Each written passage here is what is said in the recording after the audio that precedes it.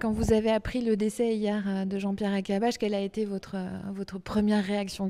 Quelles images vous sont revenues? C'est la tristesse parce que je l'avais eu au téléphone une semaine avant et je ne pensais pas que les choses iraient si vite. Sa voix était déjà altérée. Mais voilà, donc c'est surtout de la tristesse parce que finalement, euh, on a, on a le même âge, on a les mêmes, on est allé dans les mêmes endroits, on s'est côtoyé, on s'est engueulé de temps en temps et en même temps, euh, on s'est très bien entendu à d'autres. Donc c'est un personnage tout à fait intéressant parce que c'est la passion du journalisme. Il n'y a pas d'autre mot, c'est la passion du journalisme, la curiosité et l'exigence. Ça, je crois que tout le monde le dit. C'est l'exigence pour lui. Donc du coup, c'était pour l'exigence pour les autres. Est-ce que vous estimez qu'aujourd'hui, ça peut être un modèle de journalisme ou que retenir de sa façon de faire du journalisme?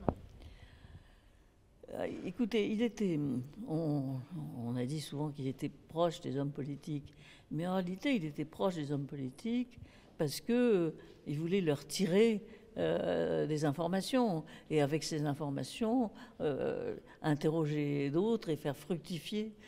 Donc je trouve que c'était pas un journaliste de rupture, c'était un journaliste qui posait des questions dures, parfois très dures, à des gens en attendant des réponses, en attendant d'être le premier sur telle ou telle nouvelle ou d'être porteur de scoop. Et Dieu sait qu'il en a apporté. Et tout ça, je peux vous dire, avec un travail.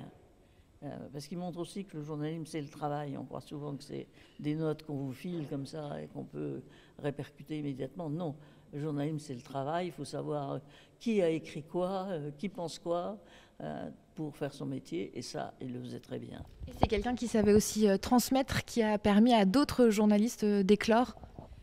Euh, je- sans doute, mais plus les journalistes qui l'ont davantage regardé qui ne les a briefés, si vous voulez. Il ne se voyait pas un professeur de journalisme. Simplement, les journalistes qui le regardaient disent tiens, il faudrait commencer une interview comme ça. Ou ils en prenaient de la graine, si vous voulez. C'est comme ça, au fond, qui marque.